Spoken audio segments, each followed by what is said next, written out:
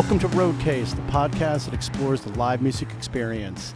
Thanks for joining us. I'm your host, Josh Rosenberg, and I'll be taking you on a journey through in-depth interviews with performers and key people in the industry to explore the magic of live music, how it can be totally transformative for both fans and performers, and we'll look at how they take it all out on the road.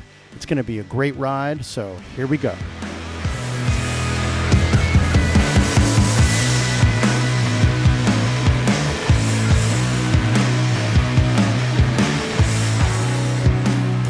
Okay, welcome back to Roadcase.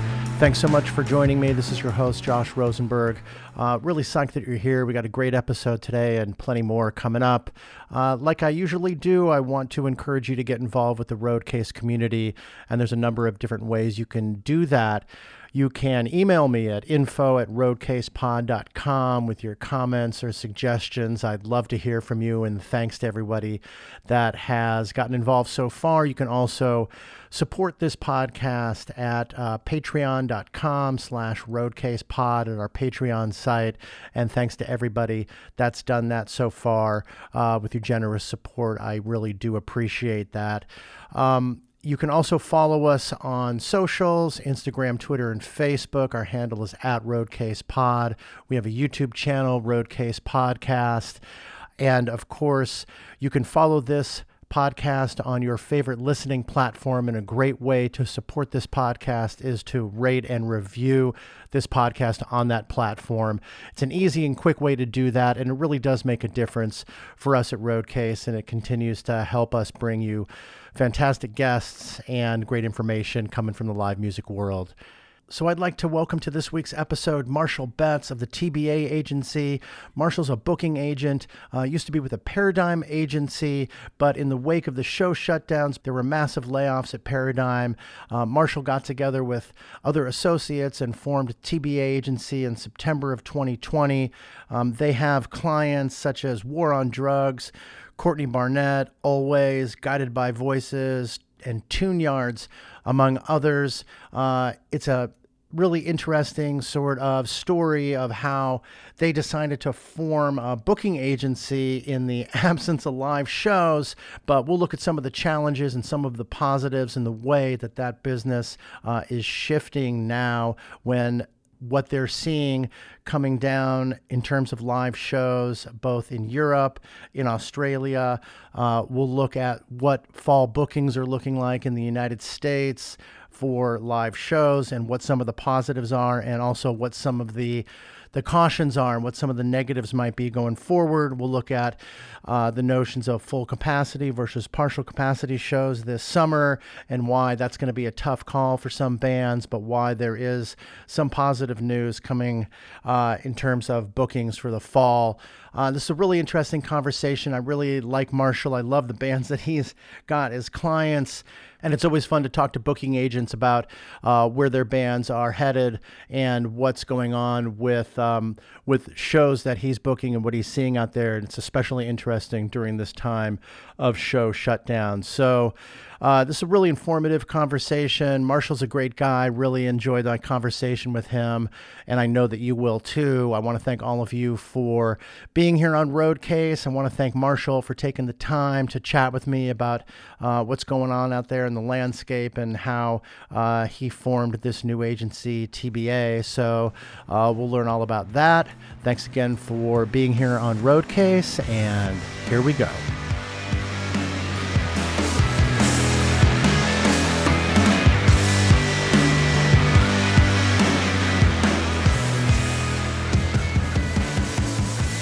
Hey, Marshall, good to see you, man. Thanks for being with me on Roadcase. I appreciate it. Absolutely. Thank you so much for inviting me. I'm happy to be talking to you.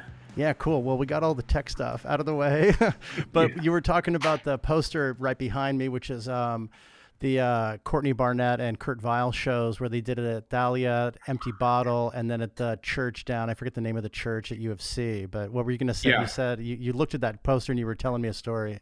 I'm like, screw that. We're going to get that on. We're going to talk. We're going to talk shows. I'm going to hit record. Yeah. I was at that show. I have that poster. It was an amazing night.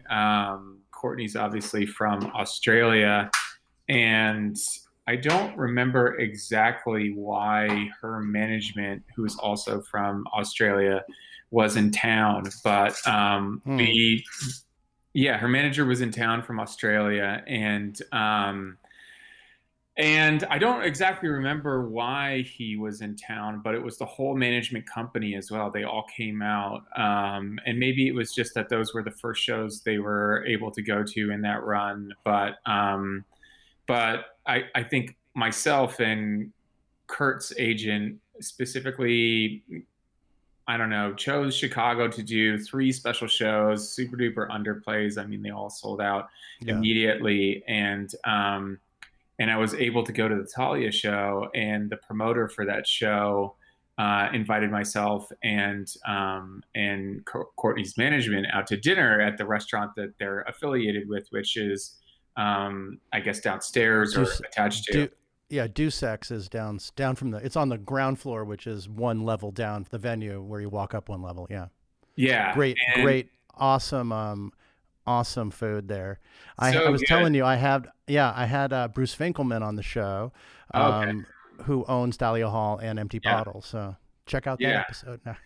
Absolutely. I didn't know that he was on, but I'll listen for sure. But anyways, yeah, so it wasn't Bruce, it was Brent who works with Bruce. And he invited us to dinner. We went down, and there's like, I guess, a common area in the restaurant, and myself and all of Courtney's management team, they were kind of weary eyed because I think they had just gotten in from Australia, and Brent came down and he took us down even to like another layer but below Right, where Punch everybody Room, else is. Yeah. Punch Room. Yep, where And they have the aquarium behind the bar, and yeah, they do shots at midnight. yeah. And so we got like, I don't know, there was like a room, separate room there, and Uh myself huh. and her management and Brent came in, and we just were like, why don't we get one of everything? And we literally ordered the entire menu, and it was extremely long and extremely good. And I think we made it upstairs like 2 minutes before Kurt and Courtney started their set.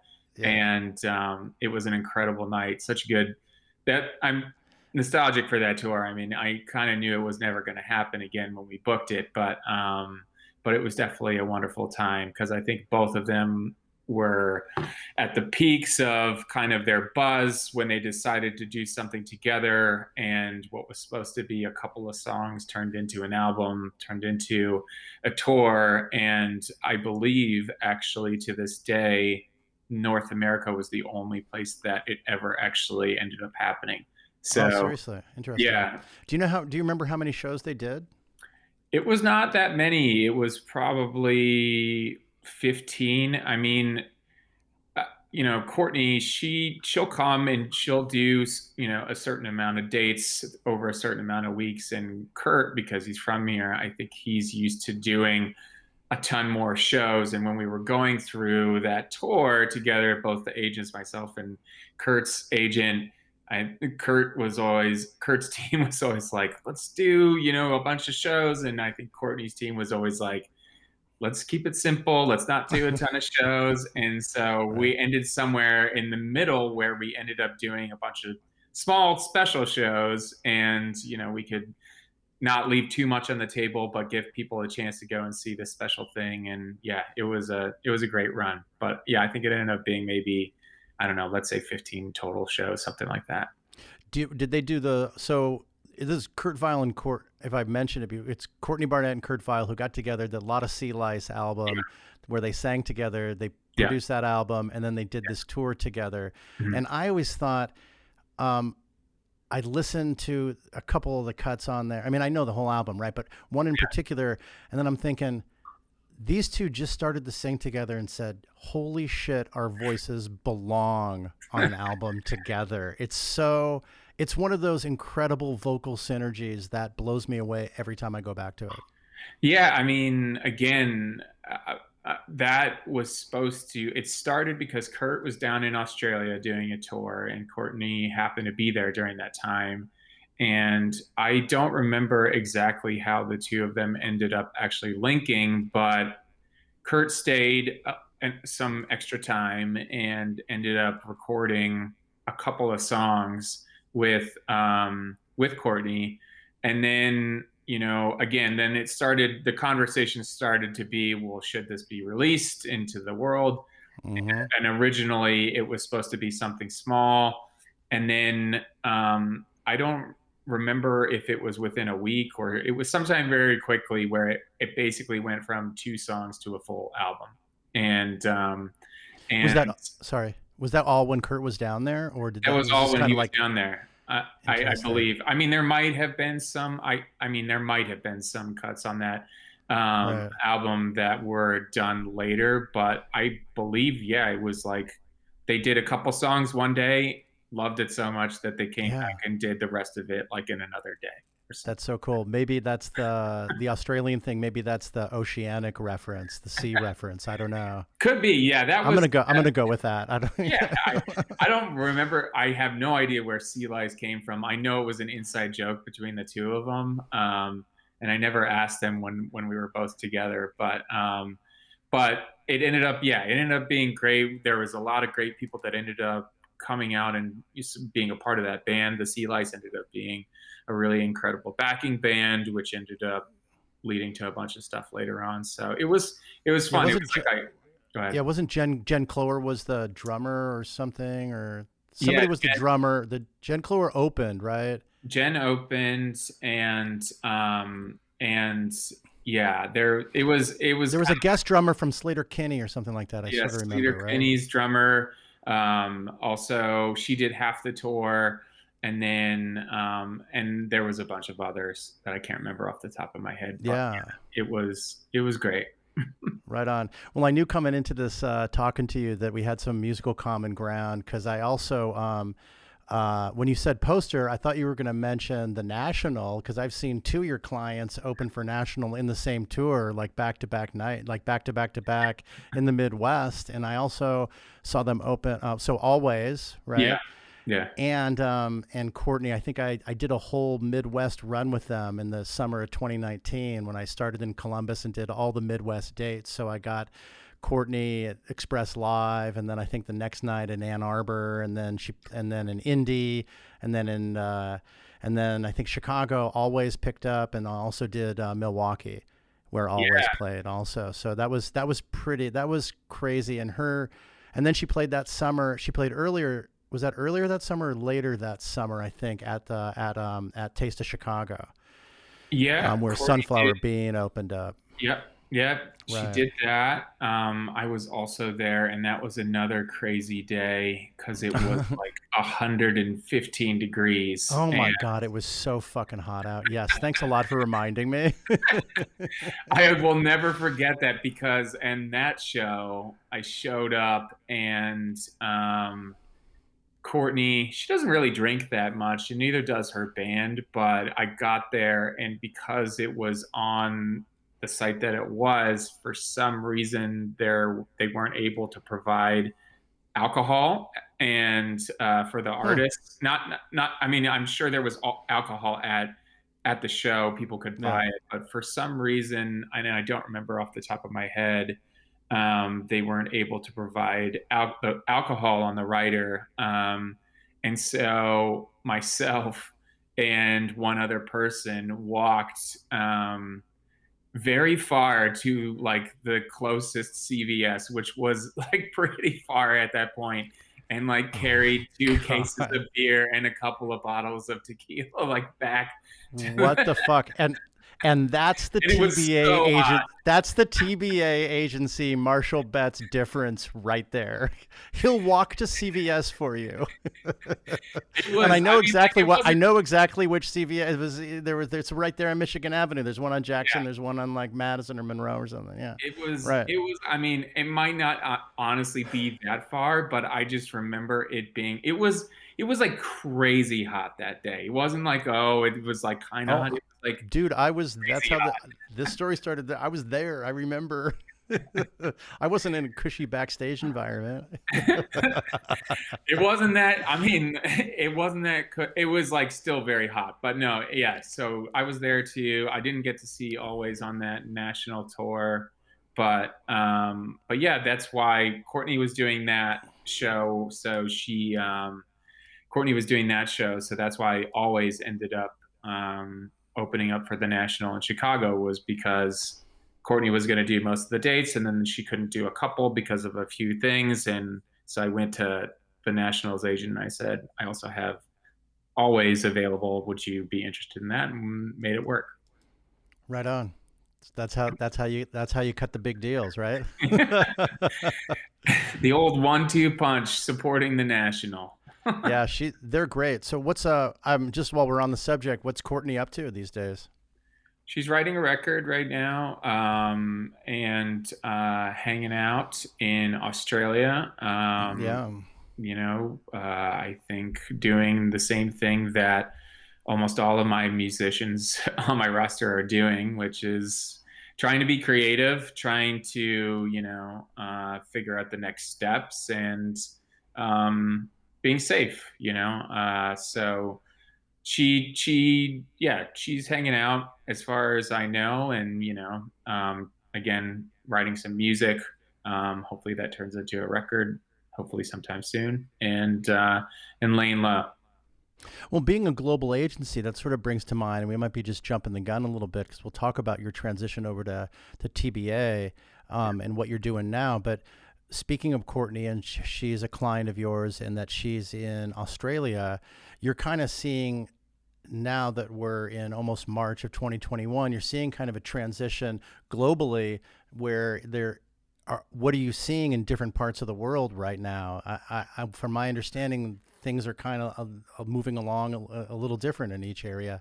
Yeah, I mean, in Australia, it's open. It's regular business. The difference there is they're a lot more strict. And the government is a lot more strict. So I think a couple of weeks ago, they had 10 cases, and the whole state of Victoria in Melbourne shut down, like complete lockdown. For like 10, for 10, as in 1, 2, 3, 4, 5, 7, and yeah, 10 cases. Yeah, 10 cases. Wow. And That's so so I mean, you can tell the difference between that in America. So that being said, they are that strict because everybody is basically they are COVID free, and when they get that case, then everything shuts down, everything goes back to normal, and then they reopen. So that is obviously a striking difference from myself, where I've been essentially stuck in my apartment for a good part of a year. Yeah, you and me both. Yeah, and the end is seemingly in sight, but it's still, I think, pretty far off, and it will take. When you say end, it's in sight. You mean here? Right here, yeah, is what you're saying. Yeah, lockdown. Yeah. We're starting to see things slowly open up, and I work with a lot of managers and artists in the UK and from Europe, and that's completely different as well. Mm-hmm.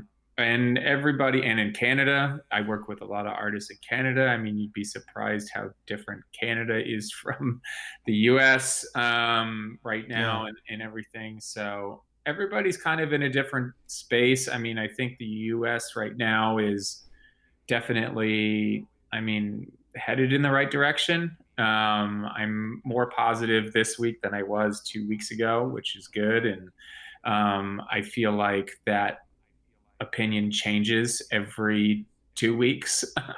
But yeah, you said you're more positive now than you were 2 weeks ago. Has that been kind of the case, or did there something that precipitated that positivity, or have you just sort of become more positive as you've been rolling along?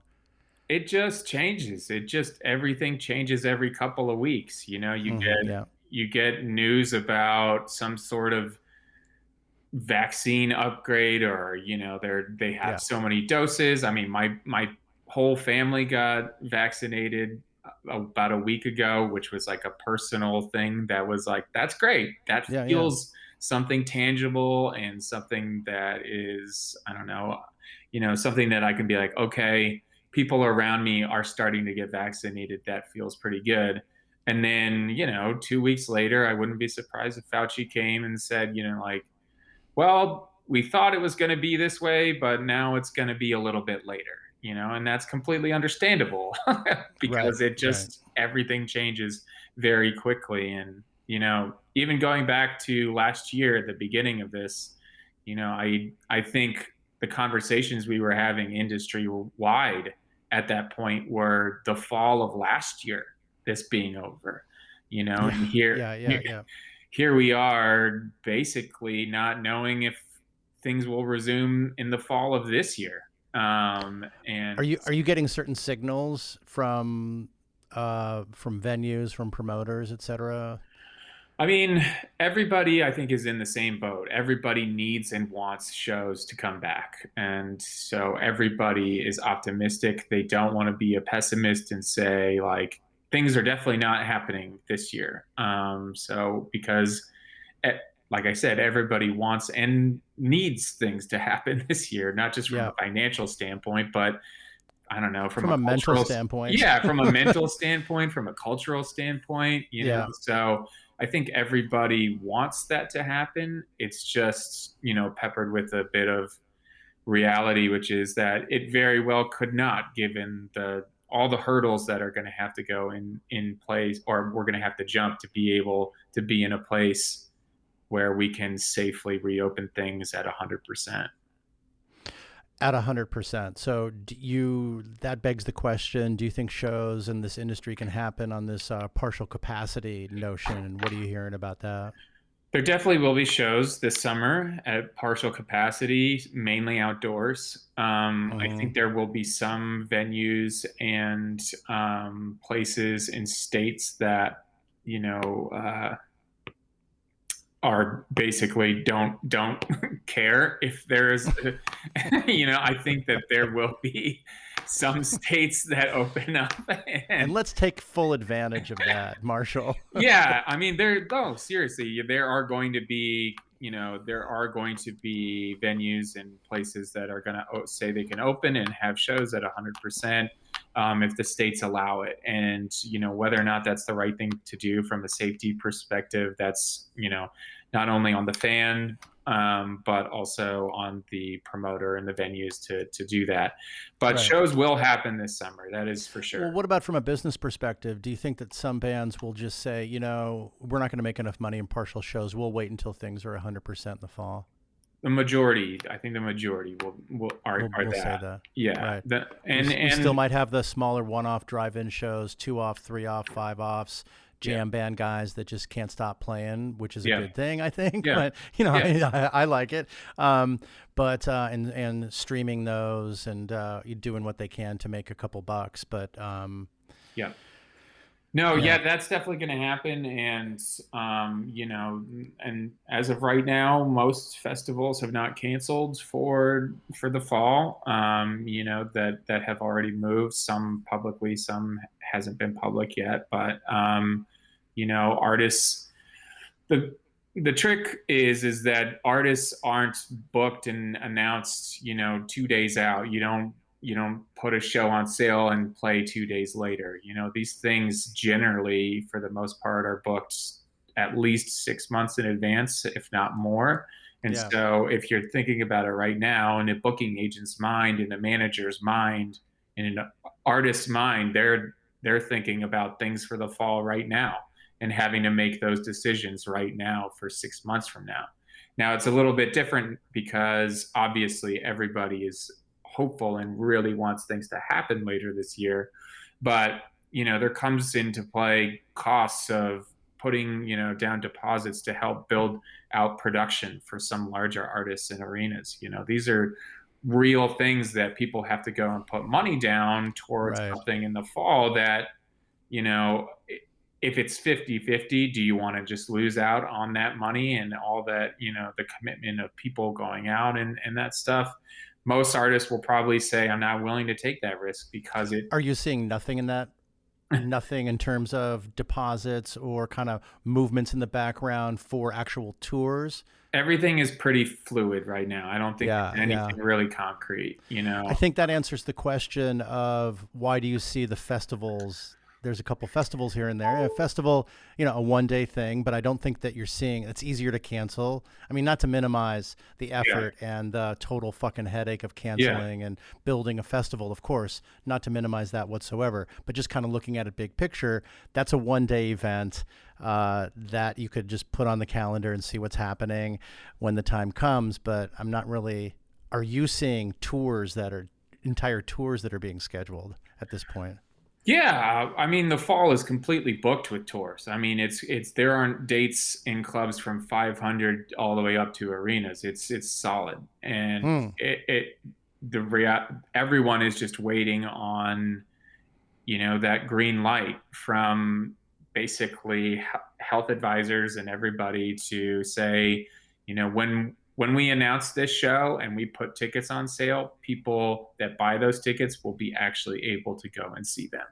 Because I think the collective industry wide feeling right now is that, we're not positive that they will play out at this point in the fall. And, we don't believe that fans will, I don't know. I don't want to say they won't buy tickets, but there's skepticism. Would you buy a show for August 1st right now, and give I away don't know. 200 when you give away $200, in concert tickets when you could You probably mean use that money Oh yeah, somewhere else? I'm super enthusiastic about going through the entire process again of buying and Yeah, looking for refunds and then not getting refunds and like that whole yeah, fucking bullshit that happened back in March and April yeah, and May. exactly. I don't think But what anybody you're wants to saying, go through but that if again. yeah, no, I don't want to go through that again either. No one does, especially the bands and the promoters and the venues and everybody else. But so what you're saying is that things are booked. People are booking things right now. We're just not selling tickets and talking about it. Correct. Everything's booked. I mean, everything's booked. Every major festival is mostly booked for the fall. Everything again, like I said, from 250 cap clubs all the way up to arenas is mostly full. Right now, most people have backup holds for things in Q1 of 2022 in case it takes a little bit longer. But yeah, you're not seeing many tours announced for the fall because nobody knows if it actually will be able to play through. You are Right. seeing some stuff for announced for 2022 because I feel like the collective belief right now is while everybody acknowledges the fall is a little bit iffy, we all feel like we're going to be on track for 2022 unless there is another cataclysmic basically event that derails everything. Yeah. What's the last what's the smallest, how do I phrase this properly? What's the smallest amount of lead time that you can provide for ticketing? I mean, you Like can what are do they it a waiting? month What are in they wait? What? advance. I think Yeah. everybody feels like, if there are shows in the fall that are still booked, and let's say it's August 1st, Fauci says, and I don't think it will actually roll out this way, but let's say he waves the wand and says, "Okay, it's safe to go indoors again with 1,000 of your friends drinking at a bar and Breathing on each other. breathing on each other and all that stuff."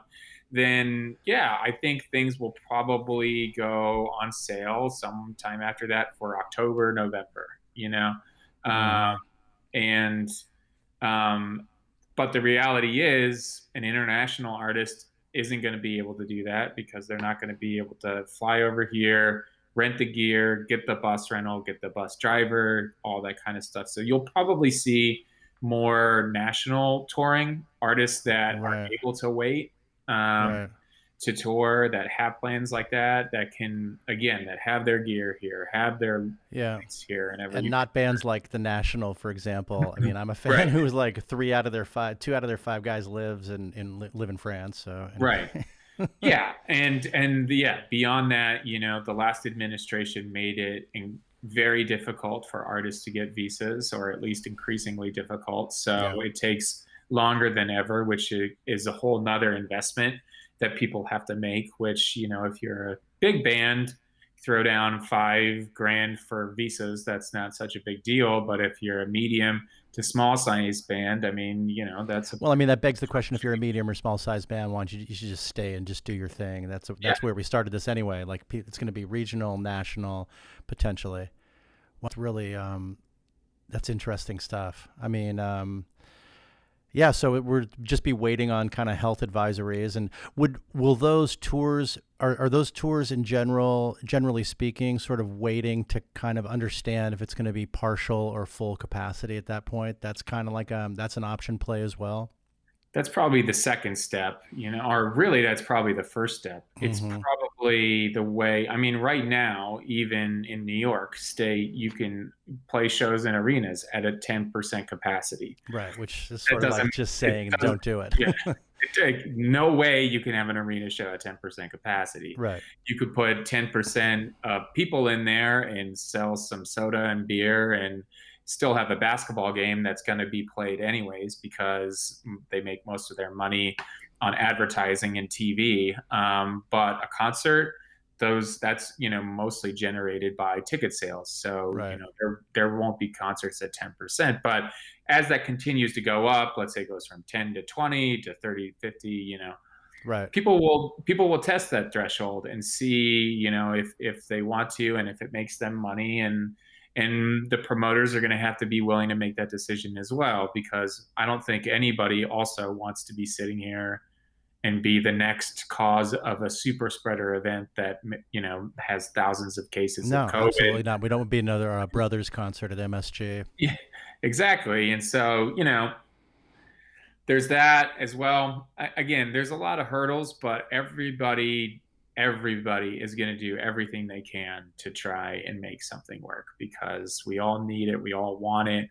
And I have the utmost faith that there will be some people that lead the charge and do something and make something happen in the summer and the fall. And it will probably take a while for us all to be somewhere indoors having a beer, no mess. I think that's going to take a long time. Yeah, there'll be a period of new normal, I think, for sure. Yeah. Right.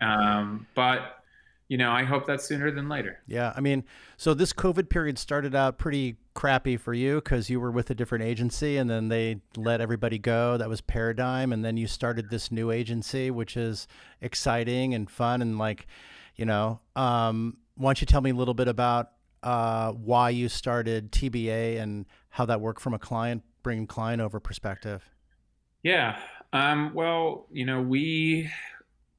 I like you said, I was part of a layoff by Paradigm that was hundreds of people. And I think there was probably something like, 50 agents or so that were laid off, and a couple hundred people beyond that were support staff, as well as other agents and divisions that exist at Paradigm that aren't music. And the first thing when that happened, I mean, the whole world didn't really know what was happening at that point. We literally were the first company to lay people off, and that was for a myriad of reasons. But at that very point, we closed the office on the Monday prior, and the following Friday they laid everybody off. So that just goes to show you how quickly things transpired at This was Paradigm. like the third week or even second week of March, right? Like it happened right away. It was right away. But Paradigm had just acquired another company, right? So maybe they were like heavy in like business strategy mode. It seemed, from my standpoint. Is that correct? Paradigm had been acquiring agencies since they acquired the agency that I was at, Windish, which was 4 years prior to eventually being laid off by Paradigm. So they had been acquiring agencies throughout that whole time period. Mm-hmm. And, when you go through that kind of consolidation, you buy a bunch of people and then lay a bunch of people off. And then you buy a bunch of people and then you lay a bunch of people off. Right. So that had been kind of going on for, again, like 3 or 4 years. And they didn't need an excuse to do it either. Yeah. And now here came a big one.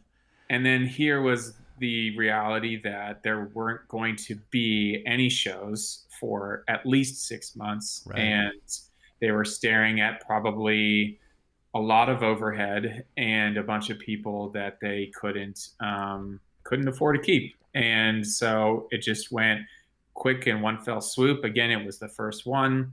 And at that time,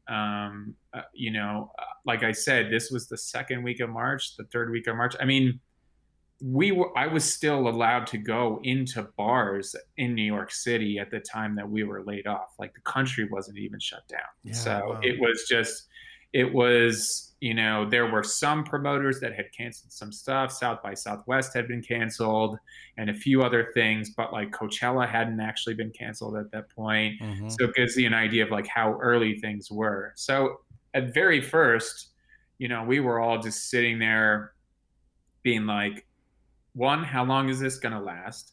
Two, if it lasts 2 years, is there even going to be a music industry? And then mostly it was retaining your clients and, talking, because obviously my clientele and the people on my roster are how I do my business. And Yeah. so they're the most important thing to me, and they are to any agent. And so, it was a lot of talking to your managers, trying to understand what was going on, and then very quickly turned into like, what's the next step? And myself and the other partners that started TBA, I think we all came from, first of all, we've all been at all different sizes of agencies, from the largest corporate agencies down to the smallest couple Yeah. person And agencies. when you're referring to we, you mean your group that or at TBA? The 5 partners that started TBA. Okay. Yep. And I think we all found a common thread in that the artists that we represented, leaned a little bit left, but also had ambitions to do big things. And we felt like we could start an agency that, did a lot of stuff that the corporate agencies did, but also had that kind of boutique mentality of overserving your clients and being there and being able to be creative and not having to book tours for artists that we weren't passionate about. And we saw a real lane that didn't exist, and a void kind of in the agency sphere, because, again, all the agencies have been going through consolidation prior to that. They have been buying these small agencies. The large corporate agencies have been buying these small agencies. And so everything was being consolidated, and it left this kind of void where there was smaller agencies and then huge ones, but nothing kind of in the middle.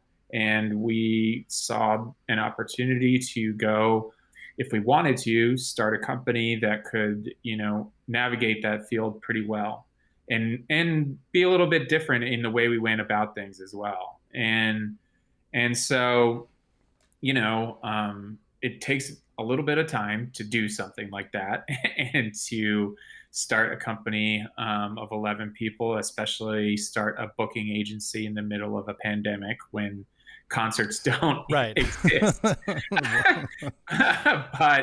Hence the TBA name, maybe. I don't know. exactly. So Right. we started it, and It's the we'll figure this out as we go along agency, but that's too many initials.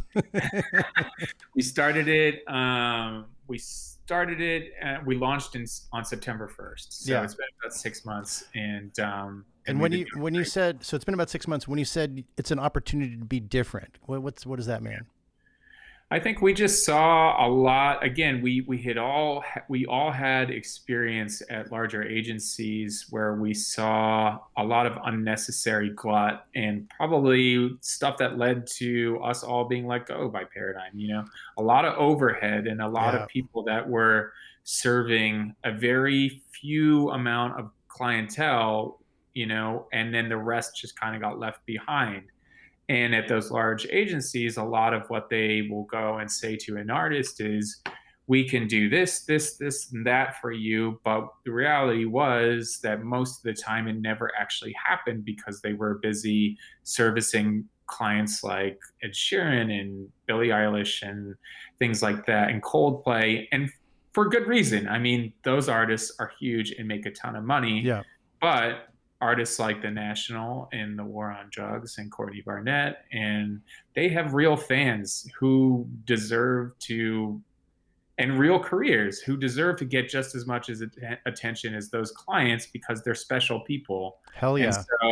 so, I think we saw an avenue to hone in on our skills as agents, which we all have been doing for over a decade, but also offer those things that corporate agencies offered, and actually come through with them. And so we invested in people that, are fantastic in helping us achieve those goals. We also feel like we're able to get in with artists early and come up with creative possibilities of things that aren't traditionally offered by booking agencies of a smaller level. And yeah, and then have fun doing it beyond that. Yeah, absolutely. Yeah, because you got to get together with a bunch of your, I assume, people that you're friendly with and that you liked. Yeah, absolutely. Not so friendly that you want to be in the same office with them, but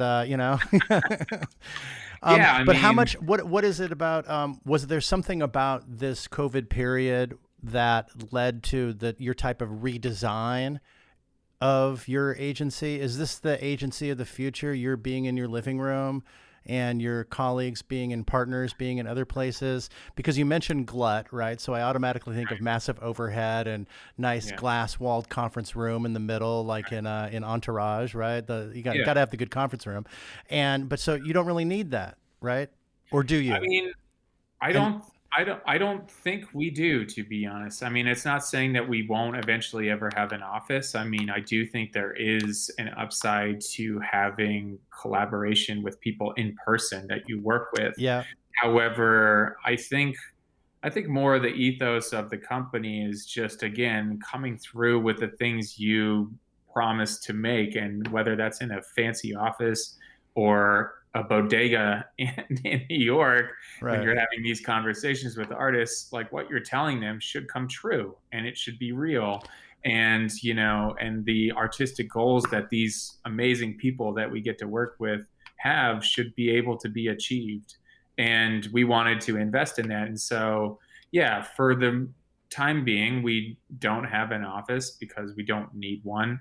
If it comes to light that in a couple of years, or maybe in 1 year or less than a year, we need one, then we have the ability to invest in an office. But right now, I think people are happy to work in their home and have some time. Absolutely, man. I'm not judging on that. That was not a judgmental question. I think it changed. It sounds like it changed it for the better, is what it sounds like. Yeah, and honestly, I mean, an agent's role can be done virtually. There is a lot of stuff in person, but a lot of our day is being on a phone call, writing emails, and doing, again, a lot of stuff over a computer right now. So it lends itself to that. But at Paradigm, we had a multi-million-dollar office in New York and a multi-million-dollar office in LA. And those were nice places to go to work every day. But do I think they made me a better agent because they had free La Croix every morning for me? No. It was very nice, but it wasn't necessary. How did you bring all your clients over? Or is it your relationship with your client? Is that your own personal business relationship with them? Is that the deal that you have with the prior agency? So you're able to bring over your clients? How does that work? So, yeah, I mean, yes, most of it has to do with my relationship with the clients. And in music, for the most part, there are a few exceptions for the very highest echelon of artists, but you don't sign a contract with a booking agent or a booking agency. So any artist is free to go and come wherever they want and whenever they want. Oh, is that a good thing? Well, it's a good thing in some sense, in that when you sign an artist, you are able to provide for them and do the best you can. And there isn't some sort of contractual agreement where you have to invest time our money or something into them. But at the same time, when artists then go and become successful, then yeah, it gets really competitive to hold on to those artists, and you better be doing a great job, and they better like the job that you're doing because it's a service industry. So it's stressful in that sense, but it's also helpful in other times. And certainly from an artist perspective, I mean, it's a great deal. Like, they sign on with an agent and they have no ties to them. And if they don't like the job they're doing, they're not, going to be in contractual hell and owe them a ton of money. It's just a service based on whatever that agent does, Right. which I Right. think is fair. And so, yeah, I mean, with us being able to bring over our rosters, we had contracts with our former employer. However, basically, when they laid us off in very layman terms, they said that contract was no longer existed or no longer valid. And so when that contract ceased to exist, it opened up the opportunity for us to be able to go and move our clients over should they have chosen Oh, so to leave clients their. don't have a contract with you. It's an at-will agreement, but Yeah, you have an agreement with with the prior company that says that yeah, if you go, they can have your clients, but they released you from that. yes. Okay, interesting. Interesting. Yeah. Um, what is it that you do? It's an at will, right? So Courtney and everybody, all your people are Yeah. with you because they want to be with you because you're doing the best job for them. What's the Marshall Betts difference? What's the TBA difference? Other than How do you? I mean, you're so. carrying a case of beer in Yeah, 150 exactly. degrees. Right. um, Yeah, exactly. So what is it? How do you? I mean, how much stress does that cause you? And um, I mean, what's how, it's a stressful job for sure. I mean, again, with the uncertainty, and you can, I mean, beyond artists even leaving you, you can. My job and the money that I make relies solely on people performing live. And what if one day your artist decides to become a nun? And that's it. I mean, they're still gonna, that's a great example. like they're still going to sell records, and they're still going to have streams and make money, and there's things to manage, but there won't be any shows. And Right. then I'm out of a job. And so I think if you do this job long enough, you kind of come to peace with that Yeah, fact. exactly. And Exactly. You do the best you can with what you have, and like, what are you gonna yeah, fucking do? Like, if you're gonna what are you going to completely do? worry about the future, you're gonna be inventing the next the next Exactly. pandemic. Holy shit. Ex- exactly. Right. So I So you do think the best you can, and you do right by you, and you do right by your clients. And if people are gonna be dicks about it, then you can't really stop that, right?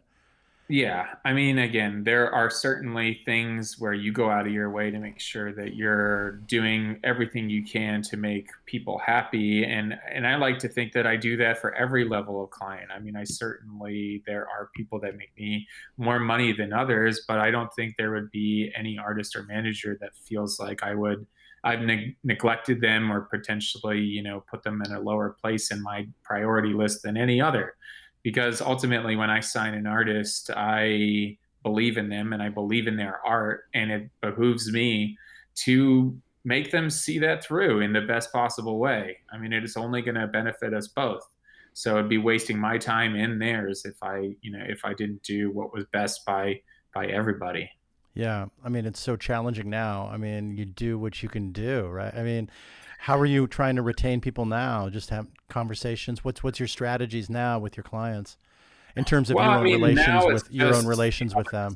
it's a lot of theoretical stuff because you're just trying to navigate the unknown. That's Yeah. the only, I mean, a lot of tours that I have booked for this fall and next year were tours that were supposed to happen right now, which got rescheduled, to next year. And so it's just kind of evolving. And I mean, ultimately, I don't really put myself in a situation with artists where I feel like they would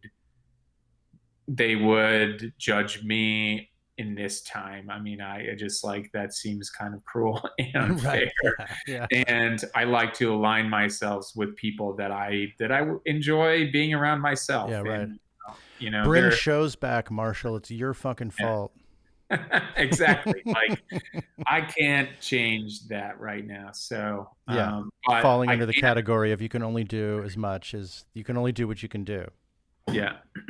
So, how has it felt for you to be with your own agency? It's felt great. I mean, it's a lot of work, and I think, running a company is work no matter what business you're in. But I learn so much every day, and ultimately, I enjoy it more. I enjoy the fact that the decisions that I make directly affect me, and I'm not, just another person in a large faceless kind of company. Mm-hmm. That invigorates me. There are people that fit in that other model, and there are people that fit probably even in a smaller model than we are, that really want to get micro about everything. But the size of the agency that we are and the growth that I see for us is like super exciting to me. And it's made me listen to music more invigoratingly than Oh, why ever. is that?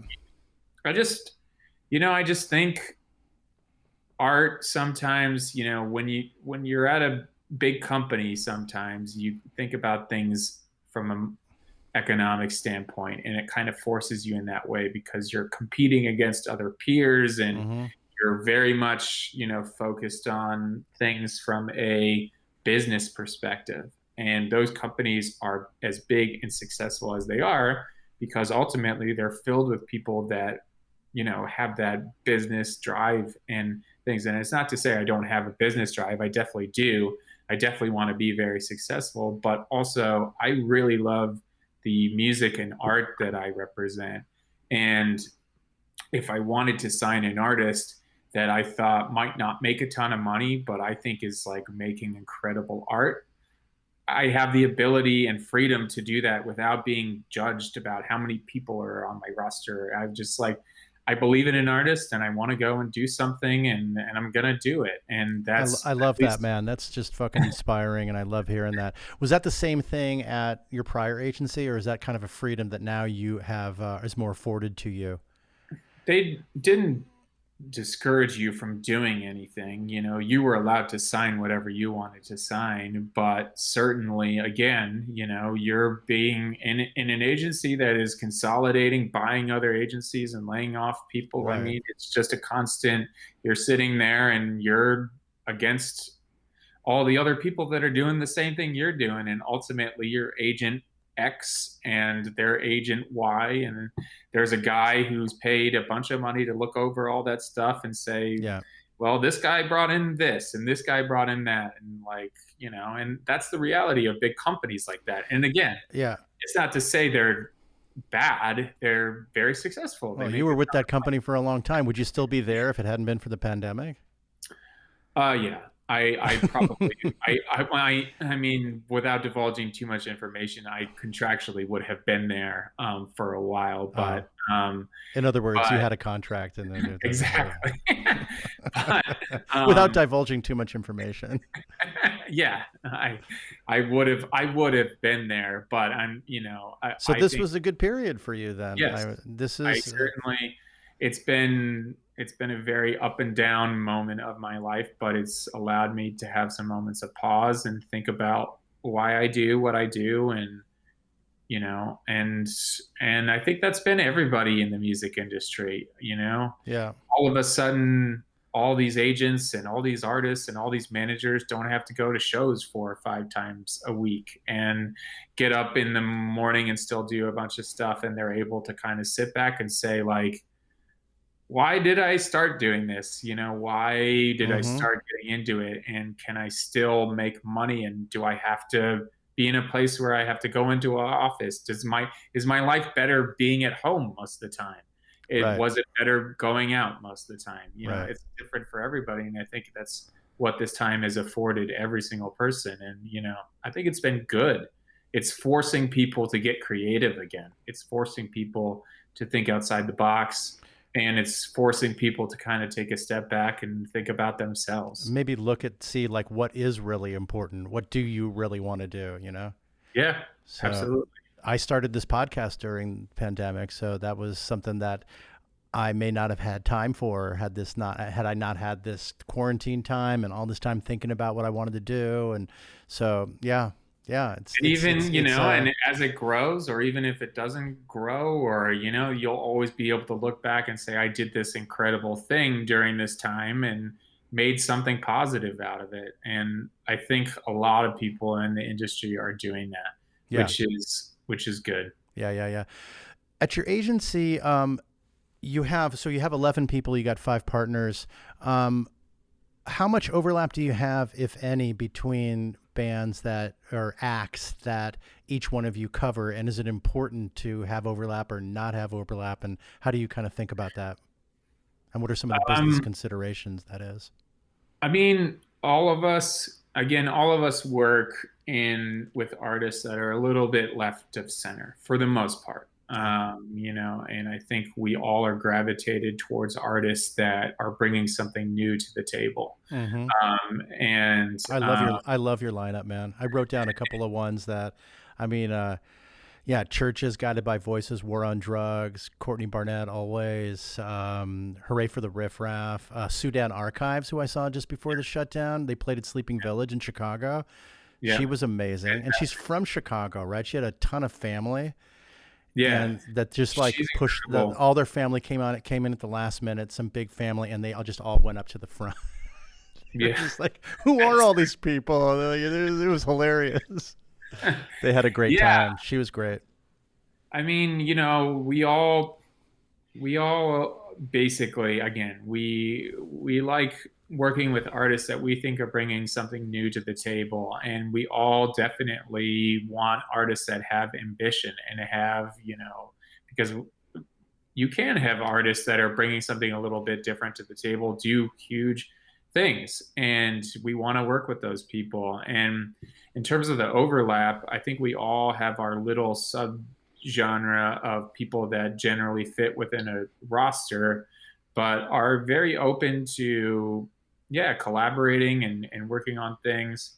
One of the agents that's at our company, he's signing incredible artists in the pop world, and a lot of new and up and coming artists that I think will go on to, in the next couple of years, be huge. And that is something that is exciting to me, and I Yeah, as a want to partner learn for more. sure. Yeah, and I want to learn more about that world Yeah. and be more invested in that world. And we have a huge Latin component to our company, which I think is also going to be really important, not just representing Latin artists, but artists that maybe speak in a different language and are from all over the world. I mean, Yeah, that's I, cool. Yeah, I noticed one of your I partners. What's her name? What's her name that she was in South America for a while or Amy Davidman, yeah, uh-huh. she was in South America, as well as Devin Landau. He was also based in South America for a little bit, and Right. both of them speak Spanish and represent a ton of Latin artists, and we have a big presence there. And I think that's great. And we have a lot of people in the electronic space. So I mean, we've covered a lot of ground. And I think that's important, because I think people's musical tastes will continue to be more diverse, especially newer generations that are being sent music via algorithms. And I think that they will, listen to a ton of different stuff, that the That's internet interesting. might send them. So are you saying that there's more of an opportunity for fans and music listeners to listen to different music because of the algorithms, because of the new music that they're fed, which is so incredibly diverse and way more diverse than radio could have ever been at the time, for example? Yeah. And accessible. I mean, think about it right now. You click on something and it's a whole like an artist's whole catalog. Yep. Whereas Yep. you and me, like, we had to go physically to a store, buy something. And then if you really loved that, then what was the next step of finding the artist that inspired that artist? It took real commitment to go and find everything that was influenced by something, a piece of art that you might love. Whereas now it's literally as simple as clicking on something that is, that might seem interesting, or maybe, pushing heart, and so it saves in your catalog, and then all of a sudden the internet starts sending you a bunch of things that are like that.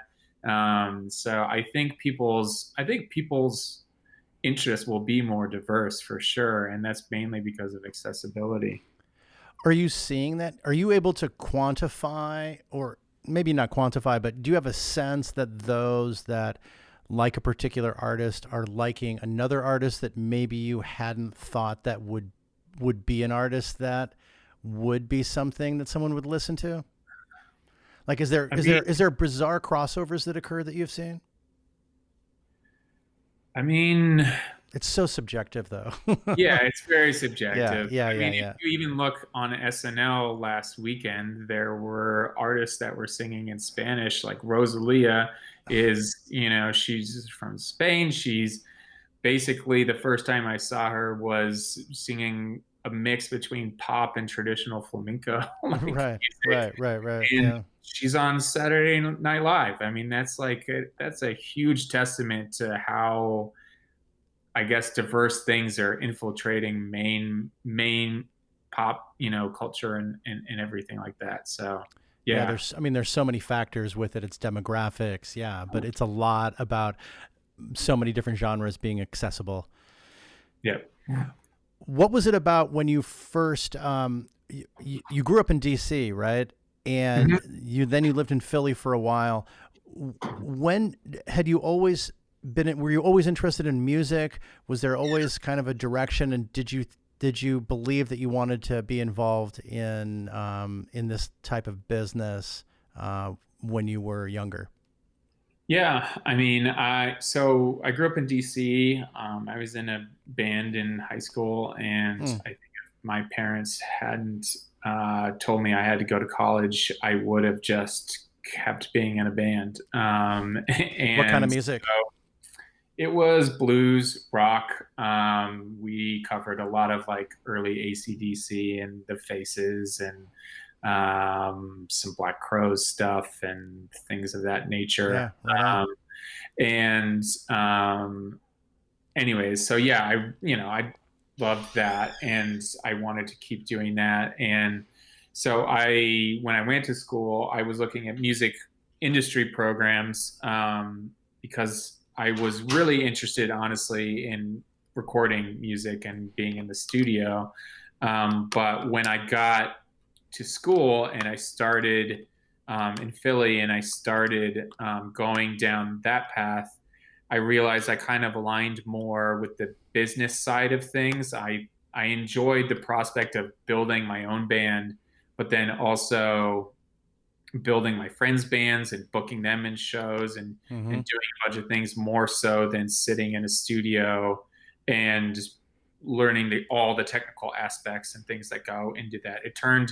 The studio Right. turned into a very like math oriented thing for me, and then the business side ended up kind of being a little bit more of a creative avenue for me, because I was able to again work with artists and things that I could potentially have creative control over, and stuff like that. So I started booking artists when I was early in college, and that was friends bands, and then a couple of them started to basically do well enough locally where I reached out to a local talent agency, and yeah, became basically a junior agent there, and then an agent, and yeah, it's the only thing I've ever done. So um, Well, you come by it honestly. You love music. I mean, clearly, to give it's got to help to be a musician and to have had an interest in being in the studio. You speak the language. You yeah, you understand what you're asking of your clients, or you kind of have a background of understanding the world that you work yeah. in. I mean, I played in shitty clubs and did all that stuff, and I've done a Right. bunch of those things. So What's I your understand where those artists are coming. Yeah, for sure. What's your favorite New York venue? Um, Favorite New York venue. I mean, Radio City is kind of in a league of its own, which I think Yeah. is probably an unfair thing to say, but truly, it's just an incredible place. But beyond that, like regular venue, I really love the Bowery Ballroom. I think it's a great intimate place to see shows. Certainly, Hmm. underplays there. It's probably the place that I go to the most. And it kind of reminds me a little bit of the 930 Club where I was growing up, Yeah. just in the sense that at least, you get top-notch talent that comes through there all the time, sometimes underplays and just really intimate moments. But I mean, again, I'll take a band. I will go see a band play any day at Radio City. That's just any band. That's just special. Well, I mean, I don't feel for you like you say in any band. I'll go to see any band playing at Radio City. I mean, it's not like that's like Yeah. a fucking hardship, man. No, it's not. That's why I was Hey, saying, I was like, if you go with it's Marshall, if it's you go with probably Marshall not fair. Betts, if he gets you Radio City, he's going to come to your show. That's the fucking difference right there. Absolutely. Absolutely.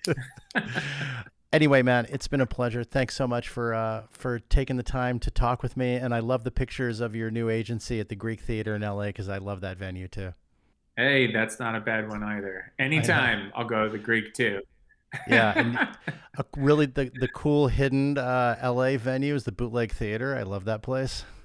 Bootleg's cool. The Lodge Room is cool. That's a Yeah, new that one, the one. Highland Park one next to the bowling alley. That Yeah. was cool. I saw a Yeah. little. I was in LA. I Cool. go to LA pretty frequently. I saw Little Smokies there recently. They were cool. That's great. Yeah. No, LA has recently devoted a bunch into their small venues, which has been great. But yeah, no, I'll go to the Greek anytime too. No problem. Yeah, totally. Yeah, that's not a hardship. All right, Matt. Hey, it was really a pleasure meeting you. Thanks a lot for taking the time to chat with me about your business and about all your musical interests. And you've just got the greatest client roster, man. I love it. Um, Thank so you so much. I really appreciate that. yeah, thanks a lot. Thanks for being here, Marshall. Take care. Yep. Bye. Bye.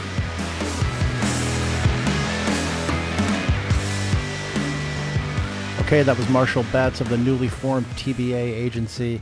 Really enjoyed talking to Marshall.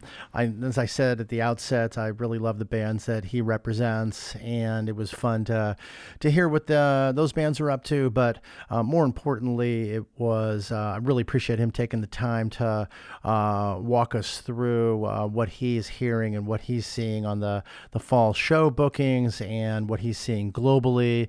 Of course, with having the client of Courtney Barnett, he's going to know what's going on in Australia, and also with having contact with other bands in Europe as well.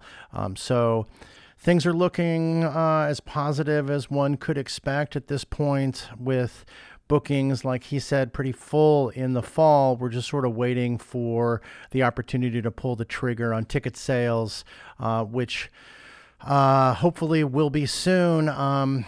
We'll see how vaccines pan out. We'll see what it's going to look like for partial versus full capacity. And hopefully everything will continue to move in the right direction. But at this point, it seems to be a little bit more of a waiting game, but there are a lot of positive signs out there. Thanks again to Marshall for sharing that great information with us. I want to wish him luck again with the new TBA agency, and I'm looking forward to seeing his clients out there on the road really soon. Thanks again to Marshall for taking the time to chat with us, and thanks to tuning in for this episode of Roadcase.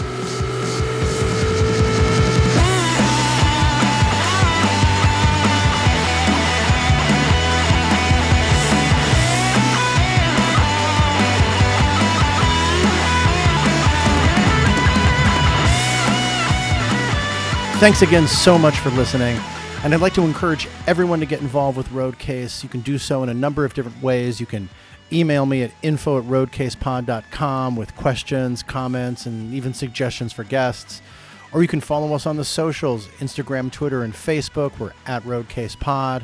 And we have a YouTube channel called Roadcase Podcast. And if you are able to and like to support Roadcase, we have a Patreon site at patreon.com/roadcasepod. And of course, you can subscribe to this podcast on your favorite listening platform. And if you could please rate and review the podcast while you're there, that would be great. So I want to thank Walter for this awesome theme music that we have. And I want to thank all of you for tuning in and listening to Roadcase. We have a lot of great episodes coming up, so I'll see you on down the road.